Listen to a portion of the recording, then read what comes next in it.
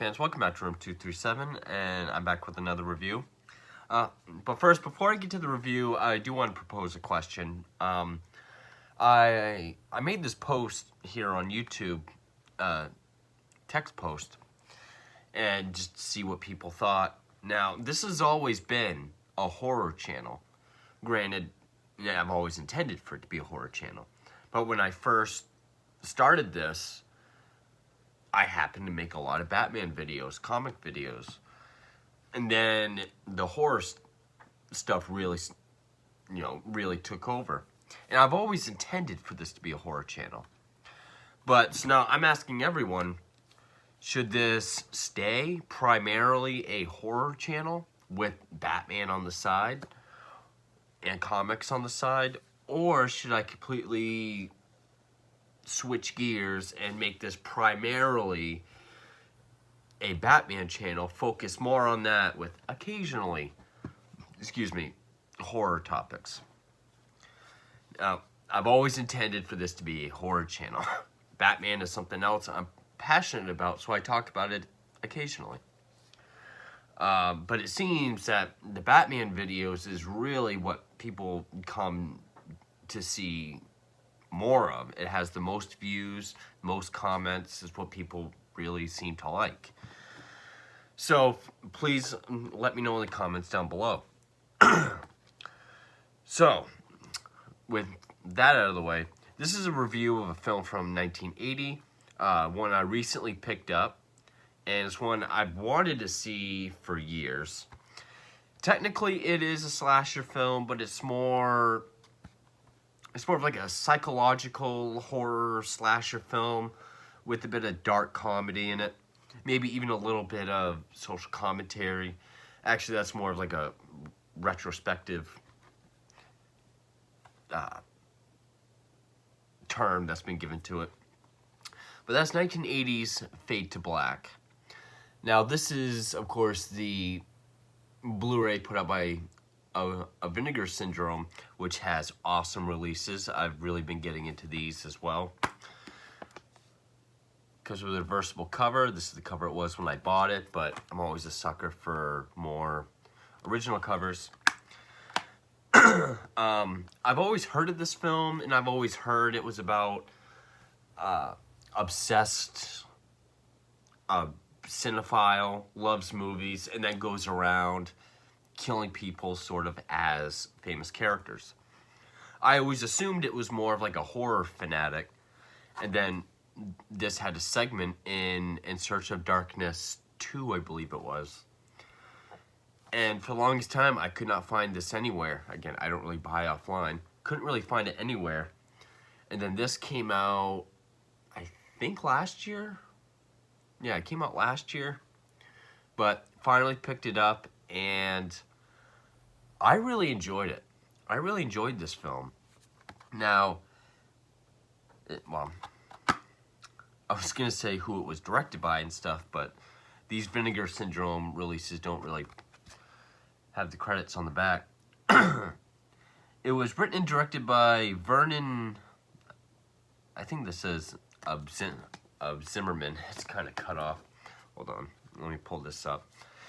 It does star Dennis Christopher, who I know had just come off of a Golden Globe nominated role in, I think it's called Breakaway or Breaking Away. But I think most people would know him as the adult Eddie Kaspbrak in the 1990 version of It. Also had a small role in Django Unchained. Yeah, it was written and directed by Vernon Zimmerman, who, this was his first movie in a few years. Also has an appearance by, was it Peter Horton? Yeah, Peter Horton, who was the male lead in Children of the Corn, has a small role by Mickey Rourke. I think this was actually one of, if not his first films. I think this actually was his first film. Let me check real quick.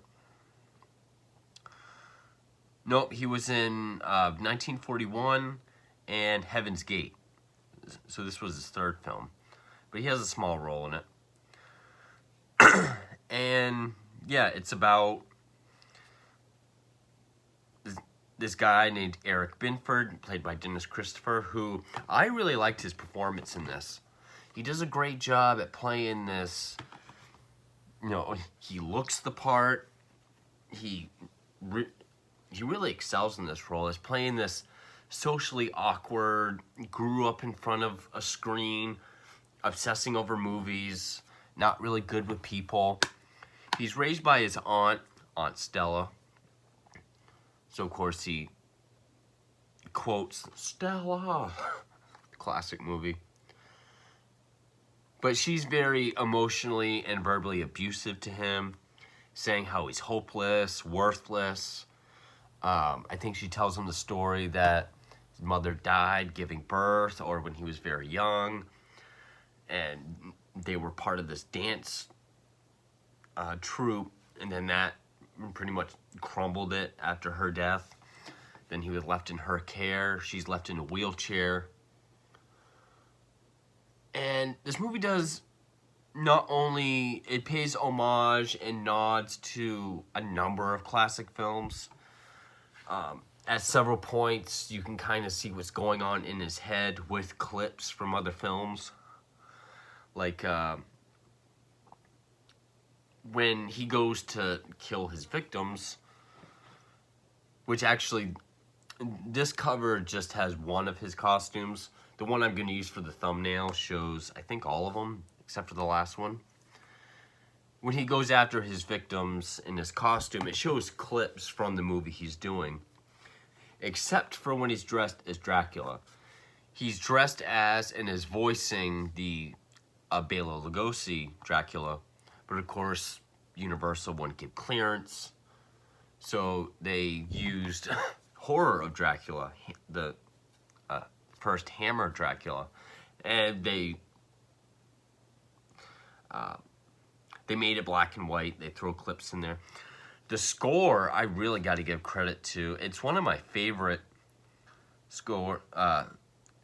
Craig Safin, he did the score. I guess originally Blondie was gonna do the music, but then that fell through. He also did Last Starfighter, Mr. Wrong, Stand and Deliver, Major Payne. He also did music for Cheers. This is one of the better scores for a slasher film that I've seen. It kind of pays homage to the films that it's referencing, but it's also got moments of, it sounds great build-up for several scenes, like one when he's in the theater dressed as Dracula, or when he's about to kill his first victim, which happens to be his aunt. Unfortunately, when this came out, of course, it came out in 1980, the same year as The Shining, Friday the 13th, a number of horror films. It was the big slasher boom. It came out the same week as Superman 2 and Elephant Man. So this movie really fell by the wayside and was pretty much forgotten. Didn't really make much of a splash at all.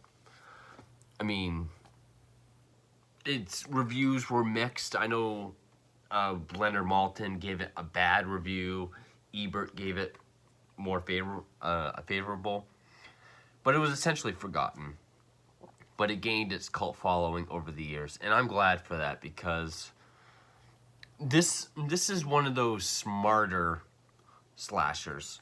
Like, I was trying to think of what else I could compare it to.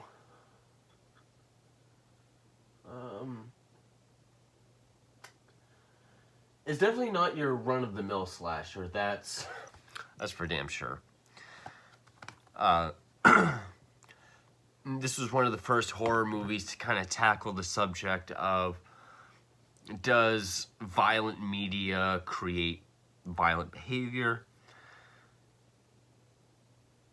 Some retrospective studies or critics have suggested that the character Eric Binford is on the autism spectrum.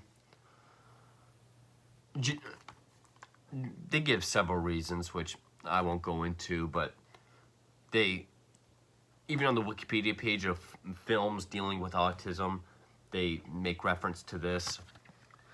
Supposedly, there was a little bit of this in mind when Scorsese did King of Comedy. Also Todd Phillips when he did Joker, for various different reasons. But, so Eric Binford, he works at some sort of film distribution company. He's like an errand boy or a delivery driver on like a little scooter. But he's treated like crap. His boss, Mr. Berger, he has a bad heart. He's always berating him. He works with Mickey Rourke, who's always giving him crap. Of course, like I said, his aunt is abusive towards him. Even at one point, it says, "Be home, not too late, 'cause I want my back rub," implying that they might have some other kind of strange relationship going on. One of the first things we see, aside from all that, is there's this beautiful young woman who's played by Linda Carriage, who at the time was a famous Marilyn Monroe impersonator, performer. So, of course, when he sees her, he's infatuated. He does have an infatuation with the real Marilyn Monroe as well. He talks to her about, she's with her friend. They're all at the diner. At this one diner. He sees her, of course, makes the connection. Starts talking to her about movies. She's kind of intrigued by him, asks for a ride. He gives her a ride. He kind of makes a joke like, "I'll see you in the movies," but she kind of mishears and says, like, "Want to go to the movies." So he sets up this date, this theater, this street, this time. Of course, he gets all dressed up. He's excited.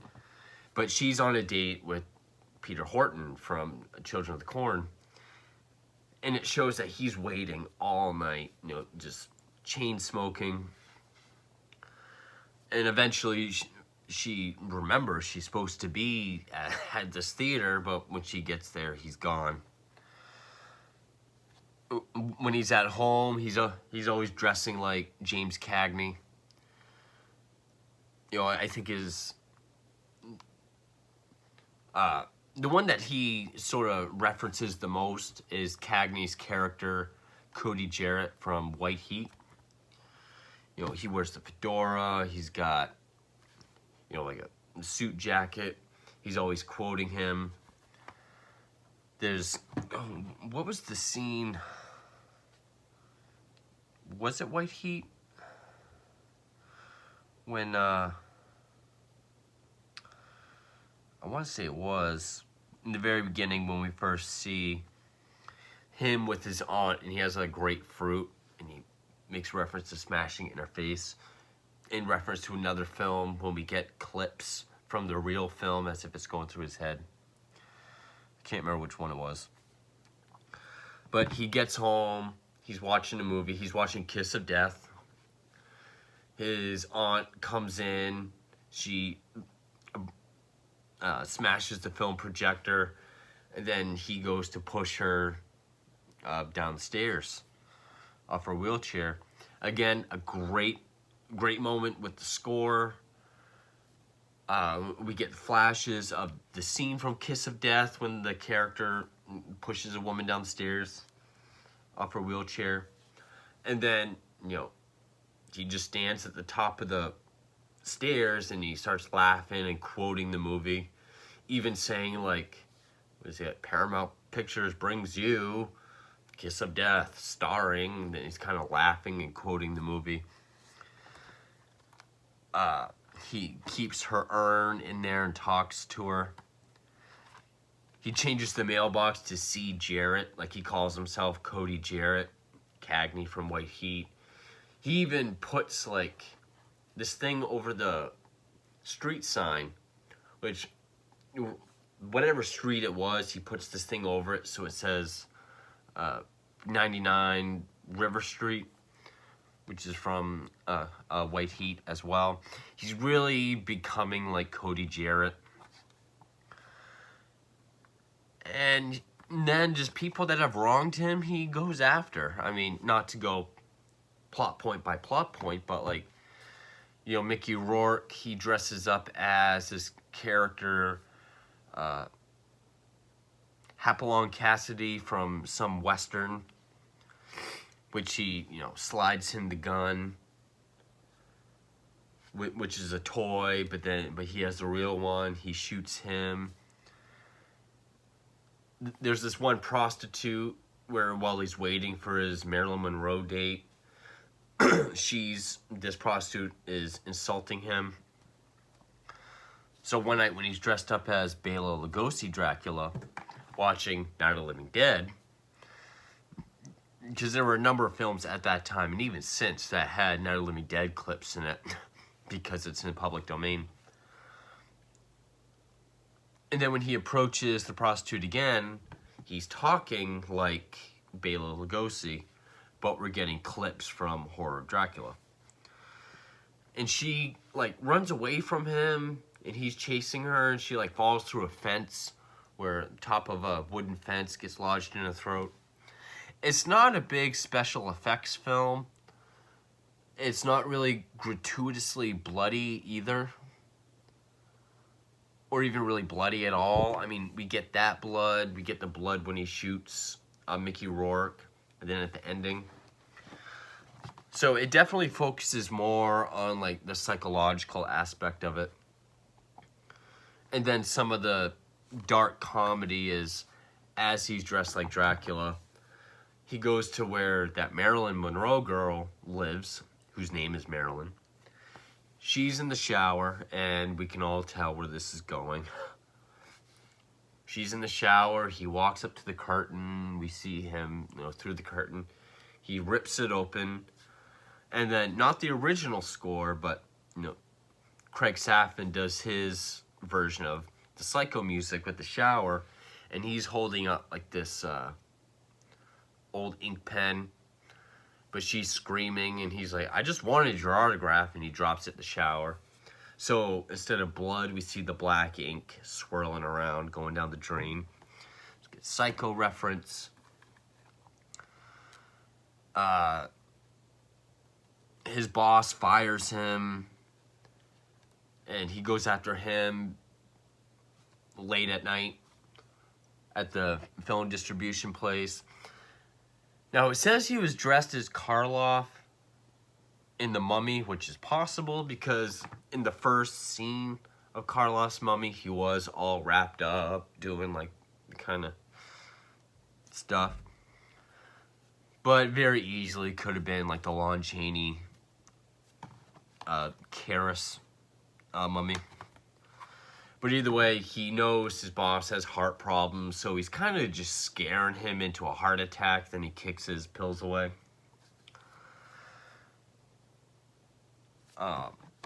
He's hitchhiking one day. This guy picks him up, who's this famous film producer. Of course, Eric knows who he is. He tells him his idea for this old Western movie, or this movie done in the style of an old Western called Alabama and the 40 Thieves. The guy's like, oh, I really like that. You know, you ought to give me a call sometime. Maybe we can work on this. Drops him off, and then later on he sees on TV that producer talking about his new movie, Alabama and the 40 Thieves. Doesn't give him any credit. He calls the guy up, and the guy pretty much says, I never met a hitchhiker. I don't know you. This is my idea. So, you know, piss off, basically. So then he shows up. You know, the producer's at this hair place, this hair salon. He shows up dressed as, I think it's Cagney from Taxi, with Tommy gun. You know, shoots the place up, shoots him. He even calls him, you dirty rat, which is a famous misquote, because Cagney ever actually says, you dirty rat. And all the while this is going on, there's this sort of psychiatrist named Moriarty from Sherlock, who's always being chewed out by the police captain. Like, stay out of police business. This is our business. You're a whack job. At one point, he even calls him Sherlock as a joke. And I was like, that's cute. But this Moriarty guy hooks up with one of the officers. And they start putting together that, this Moriarty guy sees a connection between the Dracula murder, this Hathaway Cassidy murder. It's some guy that's linked with movies somehow. And eventually they link it to Eric Binford, who at this time has put an ad up for a Marilyn Monroe model. The girl Marilyn sees it, goes to where it says, and this movie I didn't recognize, but he's dressed up as someone, damn thing, to do this photo shoot with this Marilyn Monroe lookalike. Hopalong Cassidy. Okay. I had never seen that movie, so I don't know. And it's Alibaba. Oh, well, he calls his movie Alabama and the 40 Thieves, but I guess it's inspired by Alibaba and the 40 Thieves. I'm not too big on old westerns, so it kind of went over my head. But, his last thing he does is he reenacts the scene from The Prince and the Showgirl, which is where he's doing his Marilyn Monroe photo shoot. He's dressed as the Prince of whatever. Moriarty shows up, but then he keeps going in and out of his Cody Jarrett persona and being Eric Binford. He does keep giving the Marilyn Monroe girl these drugs, seemingly to make her die the same way the real Marilyn did. They get in a chase. They end up at the Chinese Theater in Hollywood. First horror movie to be filmed there, too, by the way.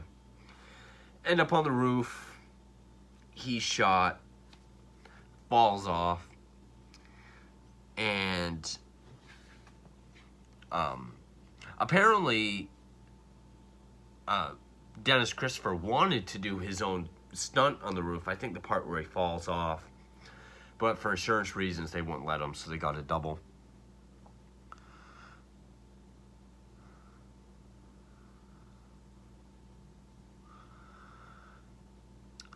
And then falls off the roof.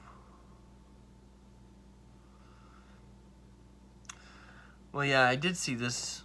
Eric then falls off the roof to his apartment. Oh, apparent death. Wow, I can't read today. But it's also at this point when the officer that Moriarty is with says it turns out that his aunt is actually his mother. She got pregnant with him, and it was going to jeopardize the whole dance troupe thing that she was doing. So she concocted this story and never told him the truth. Now, we don't really see what happens. Like, it's never explained to him to kind of make that further go down in madness. That was something I think that could have been put in the film, is Moriarty telling him, like, your aunt Stella actually is your mother. But I thought Dennis Christopher did a wonderful job playing a severely troubled guy who seems, it is kind of like a descent like Joker, where, he starts off, he has his quirks and his issues, but he seems very well-to-do, wouldn't hurt a fly, and then just all these bad things happen to him. And it goes on a killing spree. There is one point where we do see him laying in bed, masturbating to a picture of Marilyn Monroe on his ceiling. I would definitely say that the biggest highlight of this film is Dennis Christopher's performance and Craig Saffin's score. I was very impressed by the score. Specifically when he's about to kill his aunt and when he's in the theater watching Night of the Living Dead. Those were very standout pieces of the score.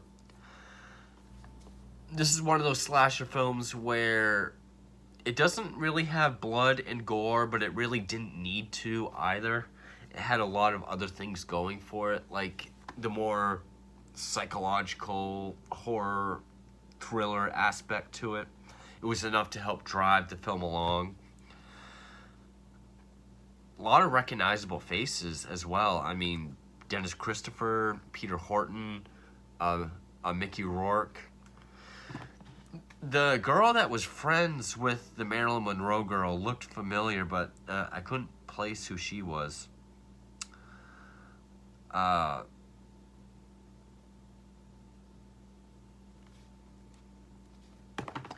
And even though originally I thought it was like a horror fan that was going around killing people, I didn't really mind that it was just film in general. You know, he was really obsessed with like Cagney and Monroe and such. Actually, the producer of this film also produced Tourist Trap and the first 3 Halloween films, and in the place where he works and behind his boss is posters for all those films. And of course he's got all this Hollywood memorabilia in his bedroom or like his part of the house. Well, I really liked his performance. Definitely a standout of the early 80s slashers. Definitely my favorite era for slashers, you know, the boom of 80 to 82. I even like the look at the costumes. Like, when he comes out as Hopalong Cassidy, he's got this mask on, and when he meets Mickey Rourke and his friend, they're in this smoky alleyway, but he's, like, obscured by shadow. But with the way the mask is, it almost looks like this Jack Nicholson grin on the mask, and he's got this kind of like robotic kind of, because he's trying to walk like he's in like a standoff, but it's kind of robotic looking, kind of eerie. It had a good pace to it. It did have like a methodical pacing that just, it had good momentum as well. Like, the more it went, the crazier it got, the darker it got. I really liked the way it inserted scenes from movies that he was thinking about or watching. And then the way it had, like, it almost had like sound effects whenever a cut from another film would come up, almost to make it sound like that's what's going on in his head. I really liked Fade to Black. Well worth the wait. Like I said, I looked for this movie quite a while, and when I saw that Vinegar Syndrome put out a Blu-ray, I was like, even better. So, glad I finally saw it. Definitely a slasher that, I mean, if you think slashers should be like Friday the 13th, they gotta have all, you know, the blood, the gore, and the high body count, you're probably not gonna think it's a slasher or that good. But if you also like slashers, like, hell, even Dressed to Kill is kind of considered a slasher, like a neo-noir thriller slasher. But if you like your slashers to have a bit more story, substance, maybe a bit more of like a psychological horror aspect to it, and plus it's just a neat concept, just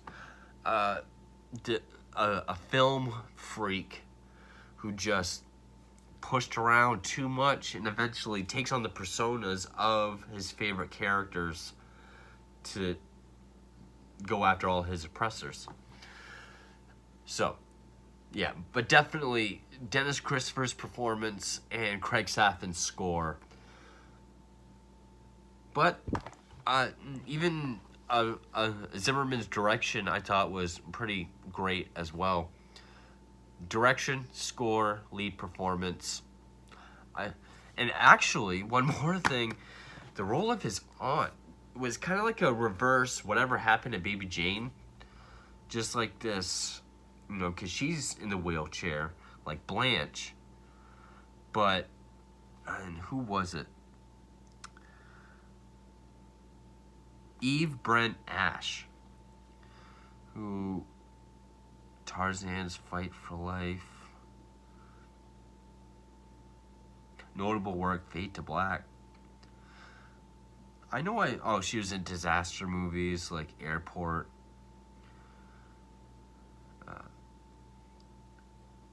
She was the old woman on Green Mile.